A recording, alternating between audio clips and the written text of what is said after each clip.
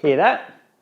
If you're ever in your car and your fuel pump is that loud and sounds a little off, there's a good chance that your stock pump is on the way out. Or you're about to realise you pushed your luck a little too far and are out of fuel. Or worse yet, maybe you pushed it one too many times and the pump just stopped making noise one day. In today's episode, we'll show you how to replace your failing stock fuel pump, or in our case, give it a bit of a budget upgrade to support some more power. And in doing so, hopefully make sure that you don't hear that failing fuel pump sound right before you hear some much worse sounds from the front of your car. I'll also be weighing up whether the extra work of fitting just a pump to the existing assembly is worth it, or if you should just go ahead, spend the extra and buy a full assembly ready to drop in. Hope you enjoy. Oh, and probably don't ever do that to a fuel pump you ever want to use again. This one is going straight in the bin.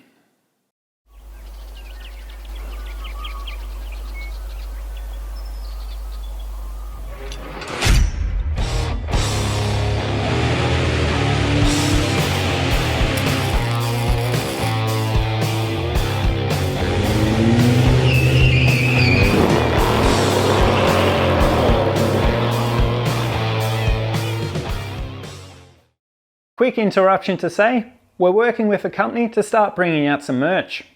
We'll be starting with t-shirts and hoodies in the current channel logo and a new one I'm calling the Turbo Tyre logo, hopefully showing a prediction of what the BA will do at the end of our Turbo series. Links will be in the description, or go to browniesgarage.com and click the store button. Or you can just keep watching and sharing the videos. Make no mistake, you're a huge support just by doing that, so thank you very much to all of you. Now, back to the video. Welcome back into Browney's Garage and our new series where I hope to turbo my NA Barra and prove it can be done by your average hack with great results. If you're watching to replace a stock fuel pump and get a standard or near stock car back on the road, then this should also help you. And then once the job's done, hopefully you'll consider watching along with the rest of this or our other series to get some ideas. I like being a bad influence like that. The process should be pretty easy, use only basic tools, and be much the same for a stock pump or the small upgrade like we're doing today, being of course slightly more straightforward if you're staying stock. So let's have a chat about the upgraded fuel pump kit we'll be using. The pump we'll be using is a Walbro 255 with a basic fitting kit. We picked this up from Golby's for $109 on special, but they can normally be had for about $130 with free postage from eBay. Links will be in the description for these. Just be careful when buying these, as there have been a heap of fakes on the market in the past, so try buy from a well-known seller, like of course Golby's or TI Performance, as will be in our eBay link. This is the next small step up from a stock unit as far as flow and price, and if you're saying stock or even modified NA, then you should be fine with another genuine stock pump. You don't really need to go to this. We're using a 255 because it should supply enough to go well past our goal for this stage, and I believe these have been used up to around 300 rear wheel kilowatts or so. They're rated by the manufacturer to 500 horsepower, so they're pretty good. And it's a pretty cheap upgrade that should exceed what the stock injectors in these cars can flow anyway. I'm sure plenty will say we should have gone bigger, but this should meet our power goals as I said, and keeps the idea of doing this fairly budget. Bigger than this, and you could have issues with having to modify the factory hanger, upgrade your wiring and give it its own relay for better power supply. You may need to upgrade the fuel regulator to control the fuel flow better. And a small factor, but bigger pumps can be a little bit noisier, and that may bother some people. You may not have any of these issues with a larger pump, but it seems that the 255 is a really safe bet and should have no surprises or budget blowouts related to this. Now, if you don't want to mess around with pulling apart the hanger and assembly from your car that this pump needs to be fitted into, then you can also buy a complete drop-in unit with this 255 pump already in a new assembly for about $285 plus some postage. So it's probably about an extra $150 to $180 for the convenience, and I imagine a similar difference if you're staying with a stock replacement pump as well. I'll be sure to let you know at the end of this video whether I think that's worth it or not for the extra hassle. If you are upgrading the pump and going to buy the already assembled unit, then there's also a unit with a bigger pickup pot for the same price that should be considered as well. It's another small upgrade we may do by itself at a later date, as this should help a little with the fuel starve or surge that these cars have a reputation for. We'll look more at why this is when we're in the car removing the old pump, which we should probably crack on with now. First up, I've removed the fuel pump relay and tried to start the car. This step isn't 100% necessary, but should remove any fuel pressure in the lines to and from the pump and help to minimise how much the car interior smells like fuel later on.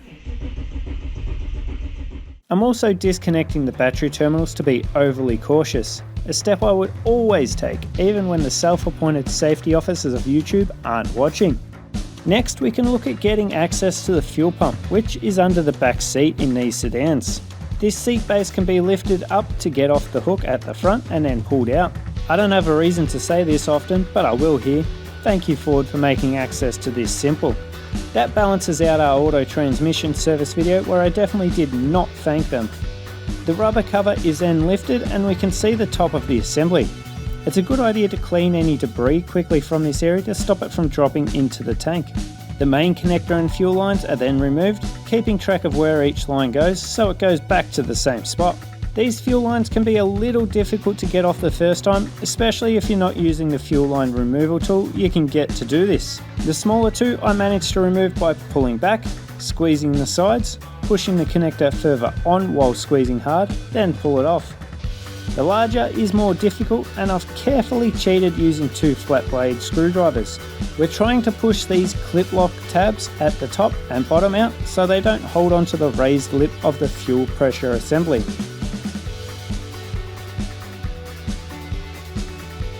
The main wiring connector has a locking tab that can be pushed back, then push the tab in the middle and pull it back. You can then remove the Phillips head screws and retaining ring. Some newer models have gone back to a larger retainer nut instead, easy enough if you have this too. You're meant to use a specialised tool, but I've got away without one in the past on earlier cars that also had similar. It will likely be fairly tight, so use a punch or screwdriver in the grooves where the tool would fit and hammer the ring in the direction to loosen or later to tighten. At this stage it's a good idea to have a container handy for the assembly to be sat into.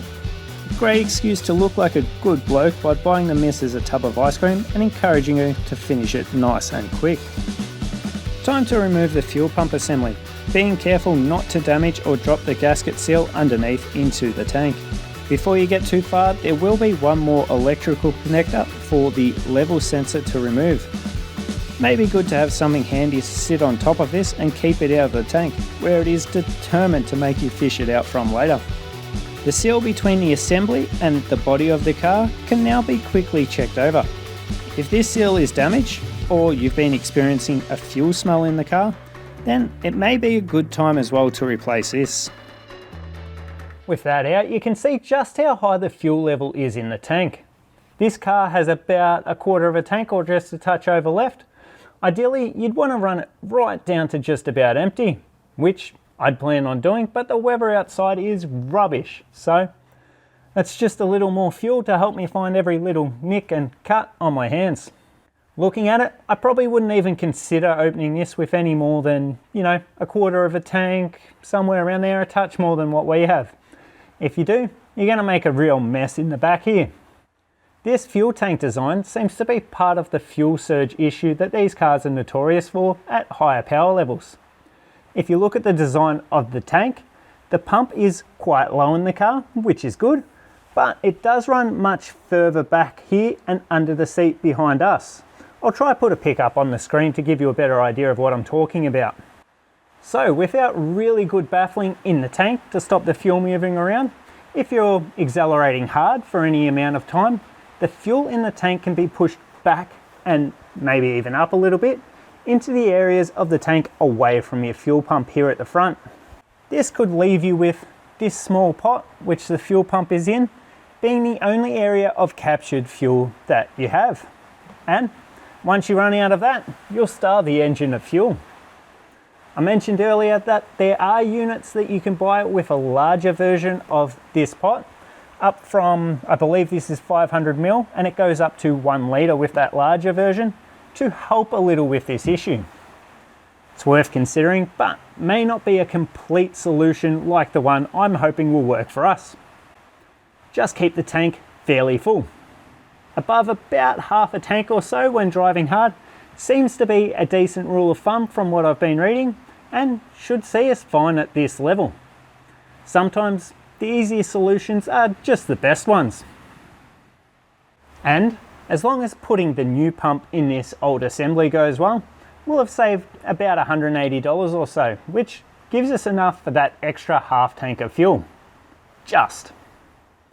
If you're replacing the whole assembly with your new pump, you're close to done already. Just slam the new one in, bolt everything back up, and you're set. I'll give more reinstall details shortly for you guys when ours is ready to go back in. But if you're cheap like me, we still have a little more work ahead of us. With the assembly out and the fuel drained, we can now move over to the bench. This next part I was very much working out as I went, as I haven't done one this way, so bear with me and check the comments for anything I did wrong or could have done better. It's a good thing as well though. As with everything I do, we're just proving whether these jobs can be done by an average hack like me. First up, we'll remove the wiring and put it aside. Then the worst part of this whole job, the corrugated fuel lines. I've removed the top of the return line and the hose on the fuel pump for the supply side. This may look easy now, but it took a lot more time off camera, using a little heat from, yes, an old hairdryer, and a flat blade screwdriver to pry them off from the bottom. These are really on there. Just a note, if you need to replace either of these lines, do it with similar corrugated hose. This assembly compresses down when in the tank and regular hose can get kinked, limiting fuel flow. We now unclip the two side bucket clips. It will only move a little at this stage.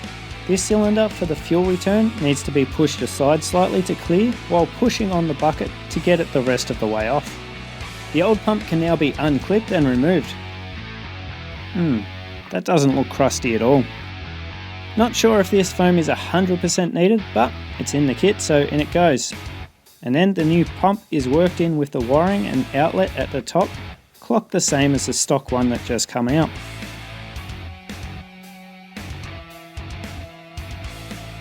The corrugated lines are then refitted, using a little heat to help them back on, and using the provided hose clamps to ensure they stay put.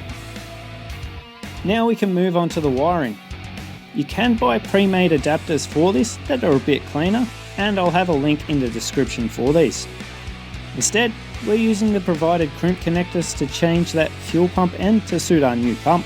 This is only a tiny section of loom we can replace, and the connections are supplied for this exact purpose, so I feel okay doing it this way. I've made the joins at 2 different lengths for a little extra fail-safe. All assembled, last thing to do is to double check it can compress and none of the lines or wiring are in the way, and it'll be ready to throw back in. Welcome back to those who are smarter than me and just forked out for the ready to drop in unit. Refitting the assembly from here is pretty straightforward. Make sure everything is clean and your seal is sitting in place. Connect the fuel level sensor and lower it in, moving the lines and wiring as needed. Fit the retaining ring, line it up and the assembly with the holes in the body and do a final check of the seal below. Then go ahead and screw the retaining ring back down. Connect the fuel lines to where they were before and plug your wiring back in, checking that none of these can easily slip off. Before getting too carried away, we can now connect the battery back up, prime the system a few times by turning the key to the on position, and start the car very briefly.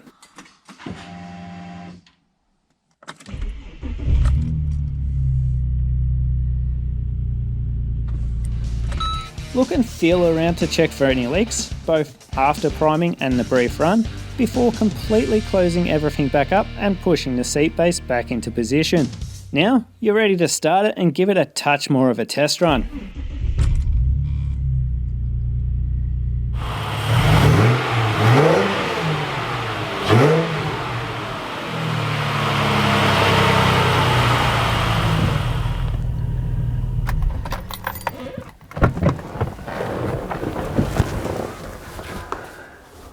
Awesome. Everything seems to be working as it was, so we did something right. Initial thoughts are that the pump is a touch louder priming, and sitting in it while running, it's not much more noticeable than stock. Not that it would bother me anyway if it was, but I'm sure someone would think it was broken if it was too loud. At least Mrs. Browney might. So, was it worth the $150 to $180 we saved for the extra hassle of using our old assembly? Well, if it wasn't for those damn corrugated hoses being so hard to take off, then this would have been nice and straightforward. As it is, and especially now that I've done one, I think it would be worth the extra hassle for a lot of people to save a good chunk of money, and I'm sure it would be much easier next time now I'm a little more confident doing it this way. But if you want to save the time and turn this into what would have been otherwise a fairly enjoyable job, then I absolutely don't blame you for going the ready to drop in unit. And if you sneak in that larger pickup pot we've mentioned, you'll get even more value out of this option. Thanks very much for watching and hope you've enjoyed that one. If you have, please consider giving it a like, subscribing for more coming up on this car in this series, and sharing it with a mate. Plenty more to come in this series, and it's only going to get better from here. I've got at least one video planned that's a little different that I haven't seen done before. Hopefully catch you all in the next one. Until then, cheers.